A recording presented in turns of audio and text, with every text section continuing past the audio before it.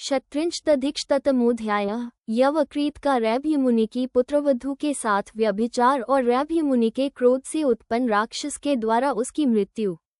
लोमश जी कहते हैं, युधिष्ठिर, उन दिनों यवक्रीत सर्वथा भयशून्य होकर चारों ओर चक्कर लगाता था। एक दिन वैशाख मास में वो रैभ्य मुनि के आश्रम में गया। भारत, वो आश्रम खिले हुए वृक्षों की श्रेणियों से सुशोभित हो अत्यंत रमणीय प्रतीत होता था।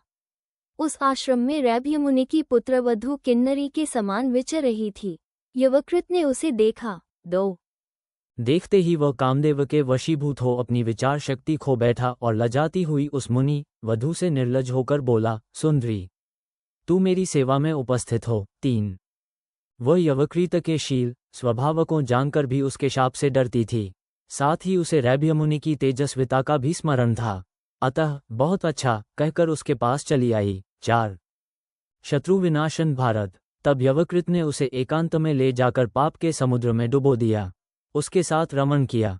इतने ही में रैभ्य मुनि अपने आश्रम में आ गए। 5 आकर उन्होंने देखा कि मेरी पुत्रवधू एवं परावसु की पत्नी आर्तभाव से रो रही है। युधिष्ठिर, ये देखकर रैभ्य ने मधुर वाणी द्वारा उसे सांत्वना दी तथा रोने का कारण पूछा।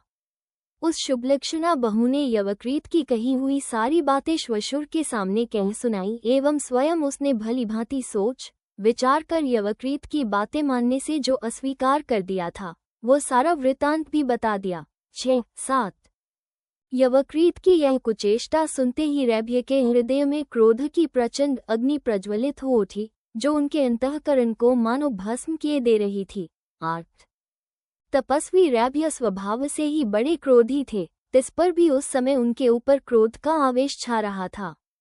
अतः उन्होंने अपनी एक जटा उखाड़कर संस्कार पूर्वक स्थापित की हुई अग्नि में होम दी। 9 उससे एक नारी के रूप में कृत्या प्रकट हुई, जो रूप में उनकी पुत्रवधू के ही समान थी। तत्पश्चात एक दूसरी जटा उखाड़कर उन्होंने पुनः उसी अग्नि में डाल दी। 10 उससे एक राक्षस प्रकट हुआ, जिसकी आंखें बड़ी डरावनी थीं। वह देखने में बड़ा भयानक प्रतीत होता था। उस समय उन दोनों ने रैभ्य मुनि से पूछा, हम आपकी किस आज्ञा का पालन करें? 11 तब क्रोध में भरे हुए महर्षि ने कहा, यवकृत को मार डालो। उस समय बहुत अच्छा कहकर वे दोनों यवकृत के वध की इच्छा से उसका पीछा करने लगे। 12 भारत, महामना रैभ्य की रची हुई कृत्यारूप सुंदरी नारी ने पहले यवकृत के पास उपस्थित हो उसे मोह में डालकर उसका कमंडलू हर लिया। 13 कमंडलू खो जाने से यवकृत का शरीर उच्छिष्ट, जूठा या अपवित्र रहने लगा। उस दशा में वो राक्षस हाथ में त्रिशूल उठाए यवकृत की ओर दौड़ा। 14 राक्षस शूल हाथ में लिए मुझे मार डालने की इच्छा से मेरी ओर दौड़ा आ रहा है।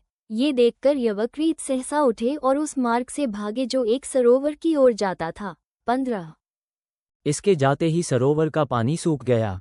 सरोवर को जलहीन हुआ देख यवकृत फिर तुरंत ही समस्त सरिताओं के पास गया, परंतु इसके जाने पर वे सब भी सूख गईं। 16 तब हाथ में शूल लिए उस भयानक राक्षस के खदेड़ने पर यवकृत अत्यंत भयभीत हो सहसा अपने पिता अग्निहोत्र गृह में घुसने लगा। 17 राजन, उस समय अग्निहोत्र गृह के अंदर एक शूद्र जातीय रक्षक नियुक्त था, जिसकी दोनों आंखें अंधी थीं। उसने दरवाजे के भीतर घुसते ही यवकृत को बलपूर्वक पकड़ लिया और यवकृत वहीं खड़ा हो गया। 18 शूद्र के द्वारा पकड़े गए यवकृत पर उस राक्षस ने शूल से प्रहार किया। इससे उसकी छाती फट गई और वो प्राणशून्य होकर वहीं गिर पड़ा। 19 इस प्रकार यवकृत को मारकर राक्षस रैभ्य के पास लौट आया और उनकी आज्ञा ले उस कृत्यास्वरूपा रमणी के साथ उनकी सेवा में रहने लगा। 20 इति श्री महाभारते वनपर्वणि तीर्थयात्रापवनि लोमश तीर्थयात्रायां यवकृतोपाख्याने शतृंशदधिकशतमोऽध्यायः। 136 इस प्रकार श्री महाभारत वनपर्व के अंतर्गत तीर्थयात्रार्व में लोमश तीर्थयात्रा के प्रसंग में यवकृतोपाख्यान विषयक 136वां अध्याय पूरा हुआ। 136